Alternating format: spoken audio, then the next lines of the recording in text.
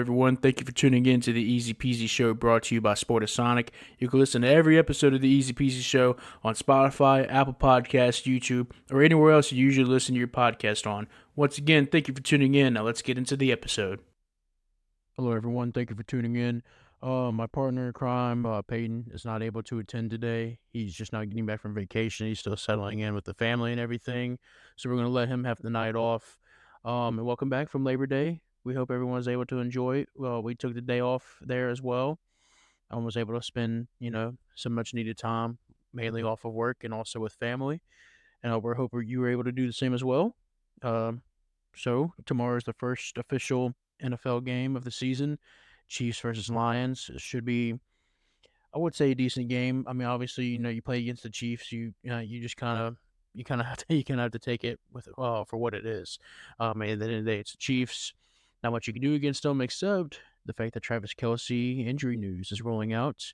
No long term damage from tweets I'm just now seeing, but he still hyperextended his knee, his elbow, something, and that's a pretty big concern. I mean, your top pass catcher, best tight end in the league, Patrick Mahomes is favorite target. That's going to suck missing him if he's not able to play tomorrow. But we'll see where his injury stands. Recapping Week 1 college football, pretty crazy week. I mean, there was 5 nonstop days of action of football, of college football, which is pretty awesome.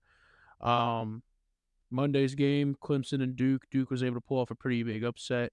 Pretty happy for that, for being an LSU fan, because everyone kind of forgot about LSU's hiccup against Florida State, which I know people are freaking out over LSU. I'll say LSU's overrated. I think more or less FSU, Florida State University, was underrated, and I think LSU, I don't know, maybe just kind of slept on them coming in. I don't know what happened there, but yeah, good for Florida State, pushing my agenda there that they'll be the best team in the ACC.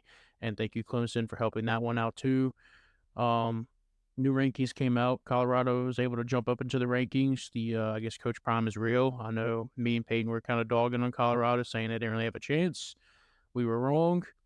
It is what it is. We're willing to take that one on the chin. I will stick to my guns and say though that, like I said, I think Colorado's best decision was getting Coach Prime. Obviously, it's showing out in ways I never would have thought of. But hey, that's the nature of the game.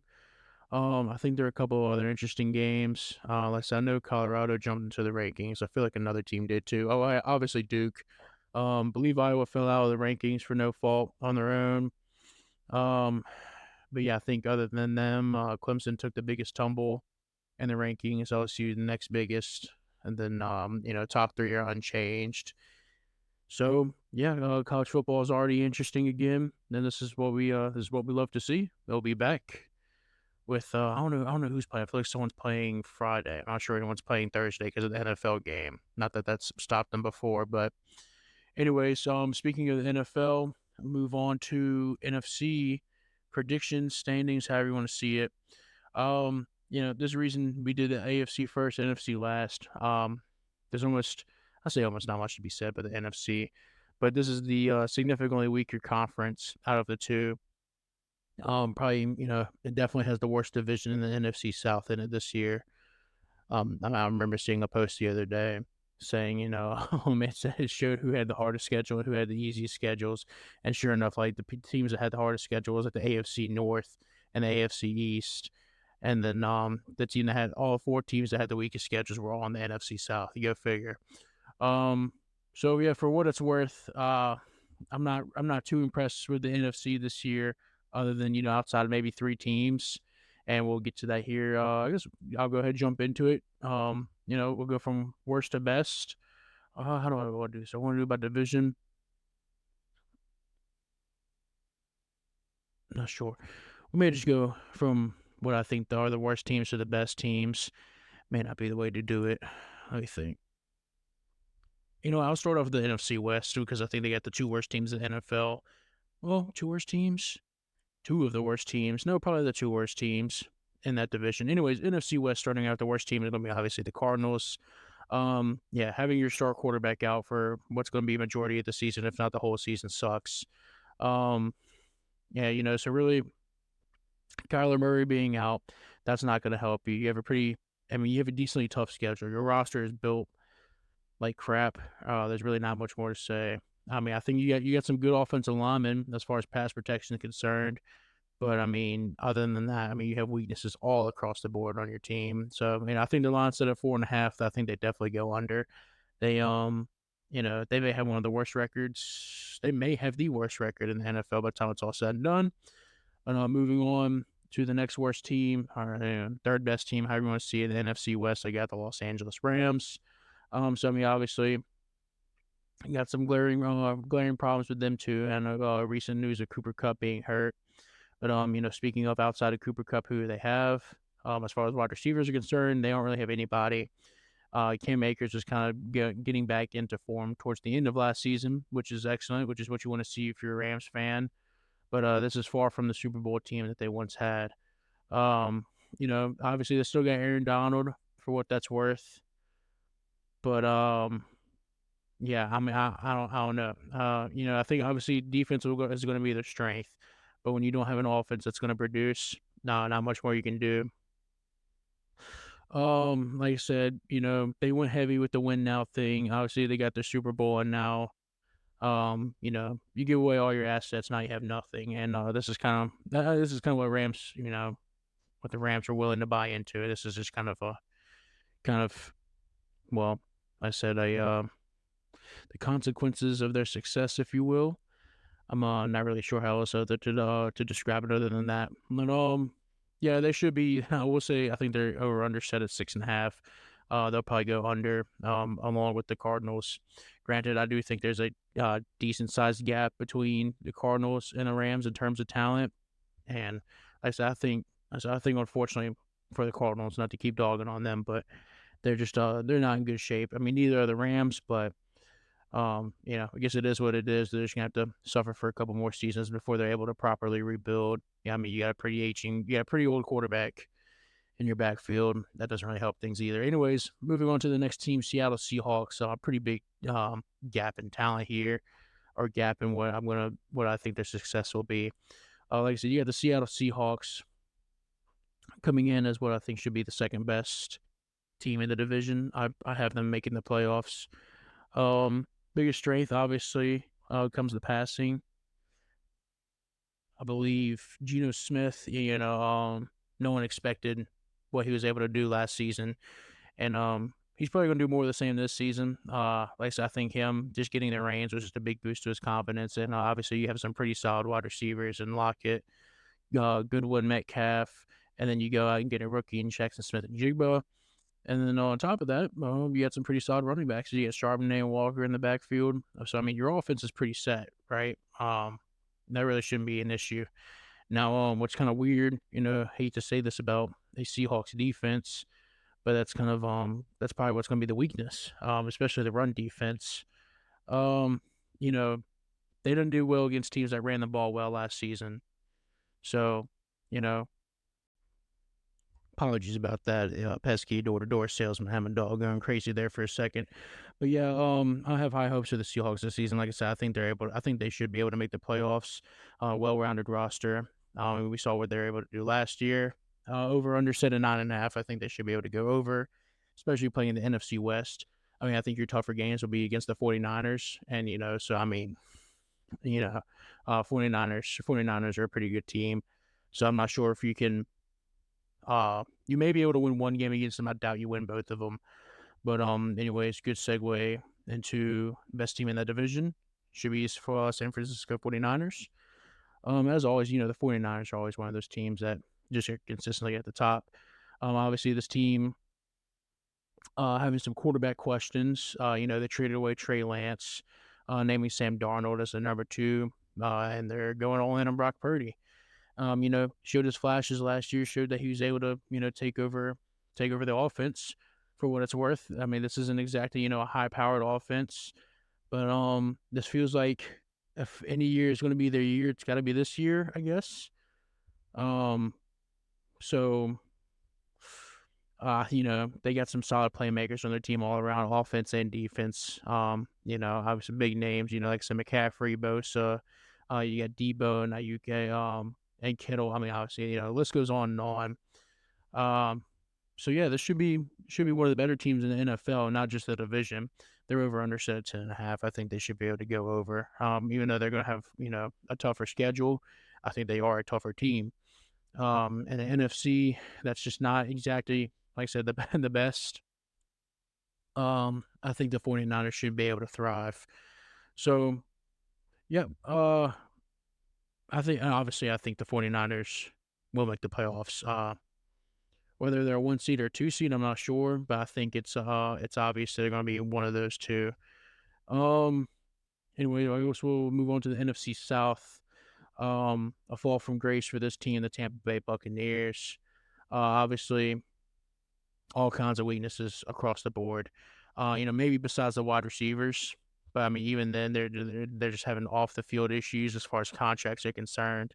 I think you got a pretty solid secondary if you're the Buccaneers. I mean, you lose Murphy Bunting, but I mean that's okay because you keep Davis Dean and Winfield Jr. and you add Ryan Neal at safety. So pretty big names there. Pretty solid group.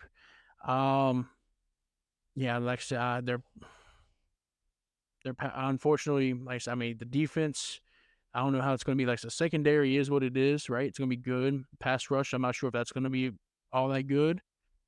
But if you can't put any pressure on the quarterback, I don't care how good your secondary is. It's just going to leave them in a world of pain.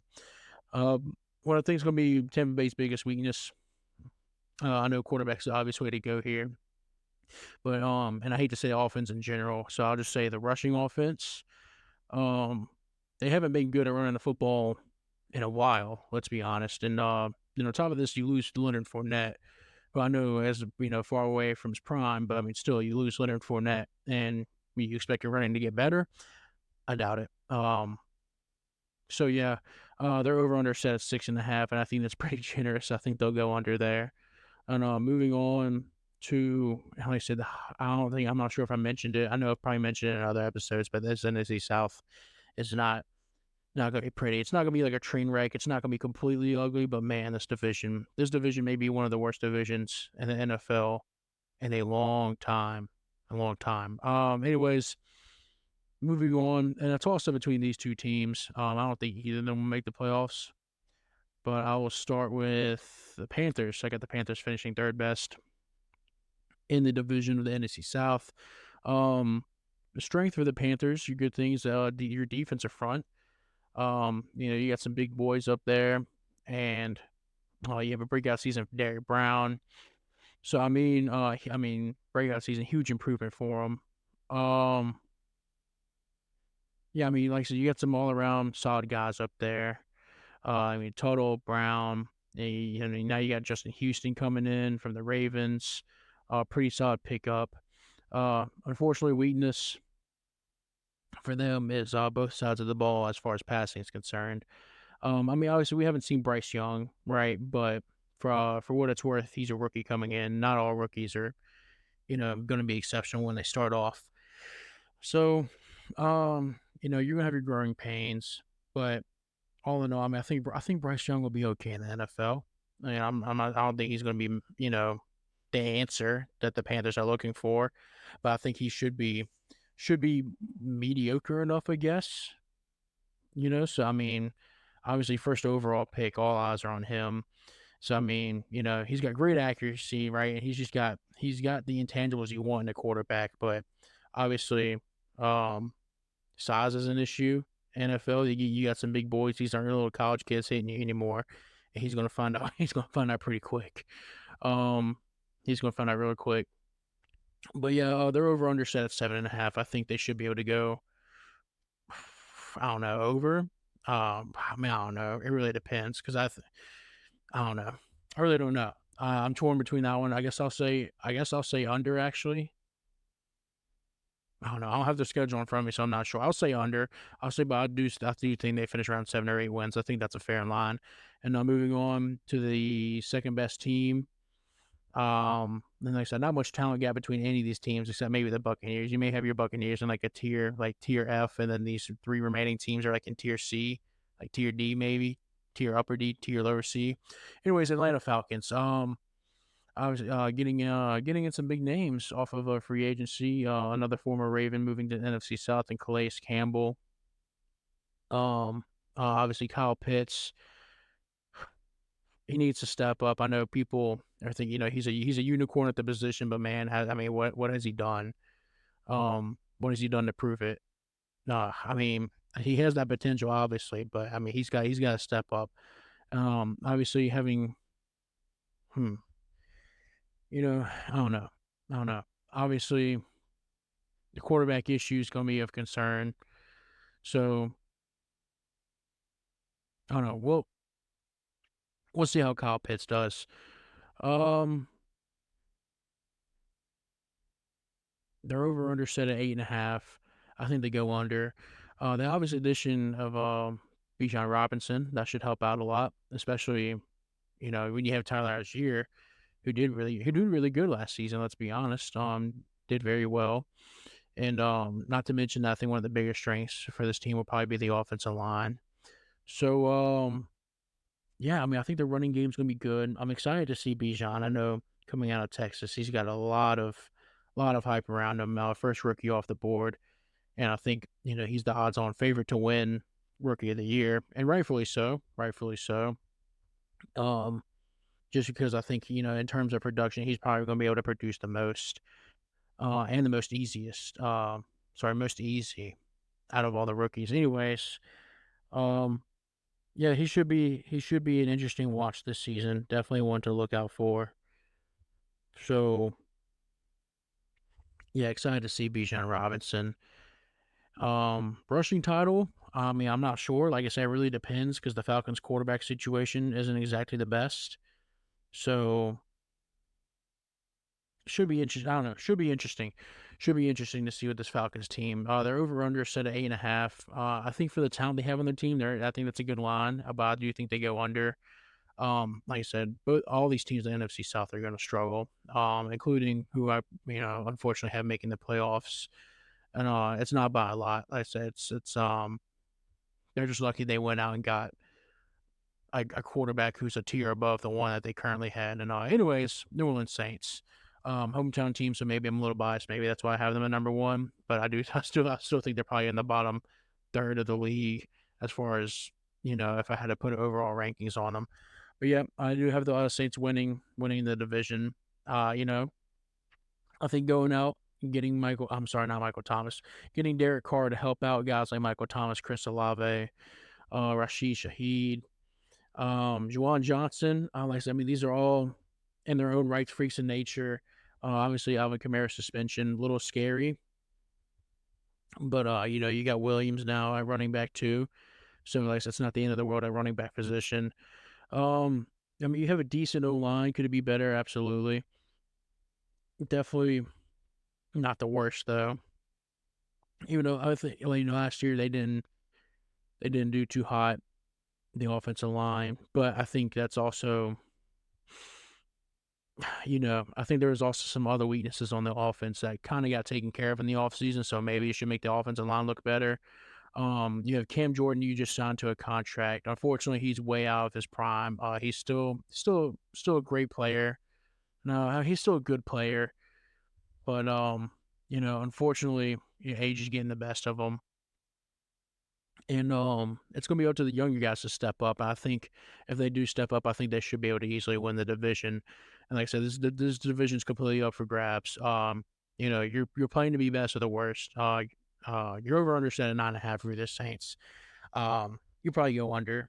I think I'm not going to call 9.5 line generous, but I guess it makes sense in the division. I guess it makes sense. It's not the worst line, not the best. But yeah. Anyways, enough talking about them. Move on to the who we got. Let's do the NFC. Let's do the NFC North, I guess. Yeah, we'll do the NFC North. Um, so let me see who I got here. All right, so it should be a solid division. I don't think I think in this division there's no clear front runner. In my head, I think I kind of have a decent front runner. But like I said, no clear standout. like some of these other divisions. But anyways, the team I have as the worst team in the NFC North. I don't know. I say the worst, but like I said, I think most of these teams are gonna be pretty good. And like I said, I feel like some of these teams may have a slight drop off in production. Anyways, I'll go with my worst team, best, you know, worst of the best, really, or worst of some of the best. I'm not sure if they beat out the NFC East. Anyways, I'll go with Green Bay Packers. So obviously, yeah, Aaron Jones and AJ Dillon at running back, so pretty solid there. And your offensive line should be able to put in work for them, should be able to do their thing. Um, you have Jordan Love stepping up into the quarterback. I think he's going to be your X factor this season. Yeah, I mean, this team goes as far as Jordan Love goes, so it should be interesting to see. I mean, I think Christian Watson stepping up was pretty big last season. Um, you go out and get some tight ends. I said it should be an interesting offense to watch. Like I said, it really is all dependent on Jordan Love. I think the run game shouldn't worry too much about that. But I see wide receivers are decent. I don't think they're exactly like league leaders or anything, but I mean maybe they're just enough for Jordan Love to do his thing. Anyways, you're over under set at 7.5. I think you can go over that. I think Jordan Love is a little underrated. Like I said, I mean, and I hate to call him underrated because I mean I don't think he's the best, but I think people really, really are, trashing this dude for no reason. But anyways, moving on to the third best team, second worst team in the division, the Chicago Bears, and really I may put them below the Packers. Actually, I don't know. They're over under set 7.5. Yeah, they probably go under. I mean, considering the best wide receiver, I know they got DJ Moore, but their second best receivers, Mooney and Claypool, one of those two. Anyways, the running game should be solid as always with Fields in the backfield. You got Herbert and Foreman back there too. So, um, as made clear last season, it should be made clear this season. This offense is going to be run heavy, and and it's funny because I think their weakness is probably going to be the run defense. So the thing that they're probably going to be the best at on the offensive side, they'll probably be the worst at on the defensive side. Like I said, you got some really solid rushers and a decent O line that should be able to back them all up. Yeah, I think the run game's gonna be solid. Unfortunately, in the NFL, you need to have a pass game too. Can Justin Fields step it up in the pass game? Remains to be seen. I hope he can because I know a lot of people have faith in him, and know he's a good guy for what it's worth. Um, but yeah, they're over under set 7.5. I think they go under. So yeah, I guess I will put them as the worst team in the NFC North. Now that I think about it, put them right under the Packers. Um, I don't know. Like I said, the talent gap between all these teams isn't the biggest. I think one team just has as big of a shot as another team to win the division. I don't think the Vikings are going to run away with it. And with that being said, moving on to my second best team, the Vikings. Yep, Kirk Cousins led offense, and obviously you have Justin Jefferson as your wide receiver one. You go out and get Addison in the draft, and so now you have Jefferson, Addison, and Osborne, all three solid wide receivers. Obviously moving on from Dalvin Cook, that remains to be seen if that's going to be huge or not. So I mean, passing. Yeah, obviously, with all that being said, your passing game is going to be your biggest strength. If you're the Vikings, stick to your guns, do what you do. I think you should have no problems there. Your over under win total set 8.5. I think you should be able to go over, not by much. I mean, you may be able to eke out 10 wins, but I don't know. I think they got exposed last year in the playoffs because they were able to get. I mean, a decently easy schedule. Let's be honest, and now they're going to be playing a tougher schedule. So best of luck to them. Um, Weakness for them, I'd probably say their secondary or the pass coverage. Obviously, just statistically speaking, if you look at it, I think they gave up the second most passing yards, I should say, last season. Um, you have some pretty big holes there in your secondary. Can you fill them? Can those guys step up?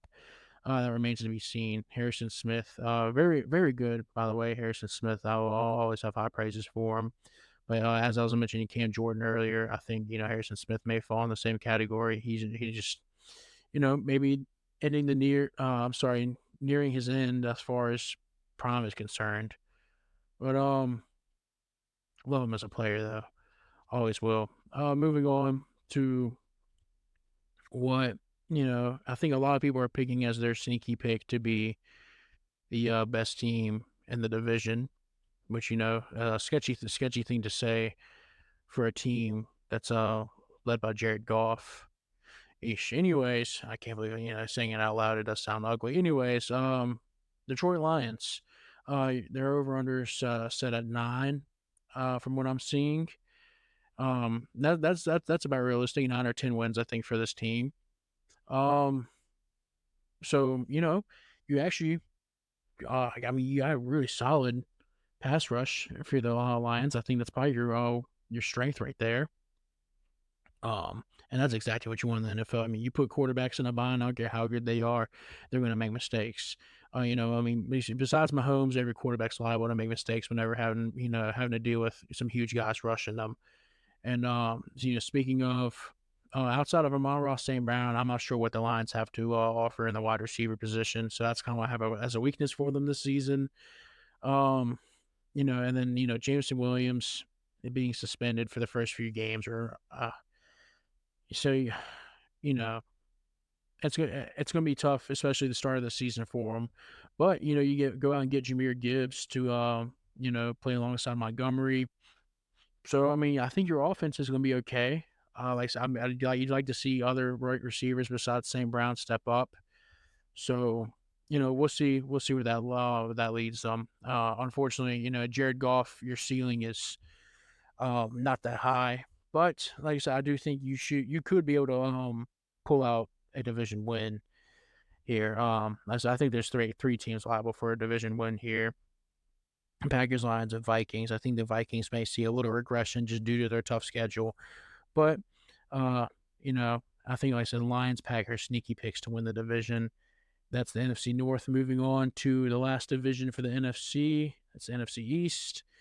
Yeah, so some obviously, Eagles and Cowboys, numerous talented teams here. Um, man, Cowboys will be interesting. God, I think I mean, they could be a number one seed. Hate to say it, but I mean, you know, I guess it depends on how you view the Eagles last season. Do you think last season was a fluke or not? I mean, if you think they can repeat what they did last season, then I think the Eagles are the obvious number one seed, not only in the division but in the conference. So, anyway, it should be interesting. Worst team in the league. I'm sorry, not the league. That'd be the Cardinals, but in this division, I'm gonna have the Giants. Daniel Jones, Saquon Barkley, Matt Breida. Obviously, your strength's going to be the rushing attack. But I don't think you're going to be like a Ravens of last year or a Bears where you rely solely on the rushing game. But I think they're able to utilize it well, and I think they'll be. I think they'll have a really solid rushing attack, and like I said, as long as they're able to utilize it well, as long as they're able to do the thing, all of them, including Daniel Jones, um, I think they should have one of the best rushing offenses in the league this year. Weakness for this team, though, is their defense minus the defensive line. So really, your back seven. Often refer to the front seven, but here we got the back seven, your linebackers and your defensive backs. Um, you know, none of them, none of them are the best. There's a lot to be desired of this team. Especially in the safety department. Linebackers aren't much better. Your cornerbacks are probably your best in the back seven, and I think they rated out like in like 22nd last year. So that's just a lot to be said about this back seven on defense. They're gonna have to step up, especially in a league where passing is just I don't care how good your defense is, you're gonna get yammed on a lot on the defense, especially against a pass heavy offense. And um, you know, should be interesting. Should be interesting to see how that goes. But they got Darren Waller. Yeah, they got Darren Waller. So another target for the offense. Anyways, they're over under set at 7.5. I think to go under. Um, you know, I hate to call last season a fluke, but I think that's kind of what it was. Obviously some games they definitely shouldn't have won, and that's exactly what happened. They won. They go 9-7-1. I think they maybe flipped. I think they go like 7-10 this year, maybe 8-9. We'll see. Next team, Washington Commanders. Um, pretty solid. Pretty solid in the defensive department. Not much to be said about the Commanders. Should have one of the better defenses in the league, especially if Chase Young is able to. I don't know if Chase Young is able to get back to his rookie season. Obviously, coming off a torn ACL is just not. Yeah, that sucks. It really sucks for him. Such an exciting talent, but yeah, if Chase Young steps up, then his defense could be one of the best in the league. And I hate to say that for Washington Commanders, but hey, new ownership. A whole lot of things going on at play. So, Washington Commanders, they're over under set at 6.5. I'm not sure. I think they can go over. I think they can eke out 7 wins. Granted, Sam Howell is your quarterback. Your best wide receiver is McLaurin. I mean, you got Jahan Dotson. I know a lot of people are high on him. But obviously, you have Sam Howell. Sam Howell needs to step up this season. He's got to be the guy. He's got to undeniably be the guy if the Commanders want to get over 8 or 9 wins. A lot of people are low on him. I hate to say I'm low on him, but I'm not exactly high on him. So, Commanders are also, I think, going to be another one of those teams where they go as far as their quarterback takes them. And you look at your quarterback, you have Sam Howell. We'll see. Um, we'll see. We'll see for that team. Moving on to, one of the Cowboys or the Eagles. I don't know. I don't know who I want to put there. Um, are the Eagles due for regression? I'm not sure if they are or not. You know what? I can't trust the Cowboys, so I'm going to put Cowboys finishing second. But I mean, I don't know. I think that's maybe the year. I hate to say it. I mean, they always get to the playoffs pretty easily, but then just stink it up there. Anyways, um, Dak Prescott regressing, not the best thing to see if you're a Cowboys fan, especially a quarterback who's really good at the end of the day. But you lead the league in interceptions, on top of being injured, which I'll spell it out here. You're injured, you miss more games, yet you lead the league in interceptions. That's not a not a good look all the way around. Your passing rating and grade via PFF is god awful for the fact that you're Dak Prescott. So yeah, but I mean, you have some really solid wide receivers, tight ends, running backs.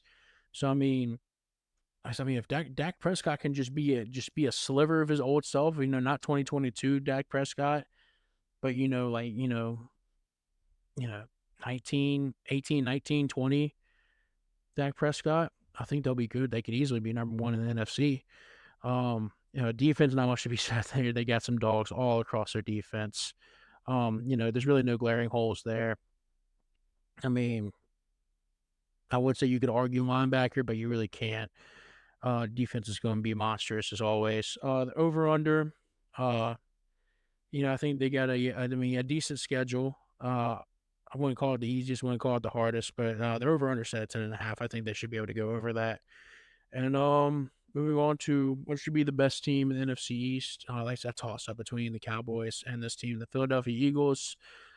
Do they run it back? I'm not sure. Like I said, it really depends on what side of the spectrum you're on, as far as if you think it was a fluke, like kind of like fluky, and they made it as far as they did last season, or if you think they're legit. I think the Eagles are legit. I don't think that should even be questioned. They go out and get Jalen Carter, huge, um, huge pickup for them, and yeah, I mean, like him. I can't believe the Eagles got this guy. Typically you finish, you're in the Super Bowl. Excuse me, you shouldn't be getting anyone good, right? But no, they get Jalen Carter, who a lot of people had him pegged as one of the better players in the draft. Um. Anyways, in the trenches, you're pretty solid. You probably have the best offensive line in the NFL. Um, which obviously makes Jalen Hurts, who is really good in his own right, look good. Trade away. I'm sorry, you get DeAndre Swift and Gainwell, or you get Swift, you have Gainwell. Um, you know, can Swift? Can Swift be that guy? I'm sure he can. I know he was very, very high caliber talent in college. I know a lot of people are still holding on to him to, be able to perform like that. I think he can. I think the Eagles should make him look a lot better than he did at the Lions. Um, Defense, another really solid defense, but you do hope to see that their pass coverage plays a little bit better, especially between the numbers. Uh, you know, it's like when it comes to the middle of the field, it's like it seemed like, especially in the Super Bowl, is really easy to see they're just getting picked on over the middle. Um, but I don't know. We'll see. I think, like I said, I mean that's just me nitpicking their, I guess weakness, if you want to call it that. They're over understand 11.5. I think they should be able to go over. So, yeah, I think the Cowboys and Eagles should be able to finish out in the playoffs from that division. Like I said, I think NFC is really up for grabs. I think our obvious candidates are Eagles, Niners, Cowboys, Seahawks, one of like the Lions and Packers. So then you obviously have your NFC South winner, so probably the Saints, and then you have your seventh wild card somewhere in there. Maybe another team from the the Packers, Lions, and Vikings, maybe one of those. And yeah, that's all we have for this episode. Do want to mention that the giveaway, the $50 Visa gift card giveaway that Sportasonic is hosting, has been extended by 2 weeks. Um, so we want to give people ample opportunities to get their names in there, and obviously spread the word about Sportasonic. That's what this is all about, and reward one lucky person who does that. So yep. Contest is extended 2 weeks. So instead of being over, I believe we had either the 6th or the 8th. It's now going to September 20th. You have to September 20th to do your thing. And I guess we'll announce on the 20th, maybe the 22nd. We'll announce one of those days who the winner is. So, if you participate in the contest, be sure to stay tuned one of those episodes. Thank you for listening to the NFC Breakdown. I know it seems kind of like a weird episode since Peyton wasn't able to be here, but rest assured he will be here next episode. We'll be covering UFC 293, some more college games, NFL for the first time this year. For the first time this season. Should be interesting. So, yeah, as always, thank you for tuning in. It's always appreciated. Peace out.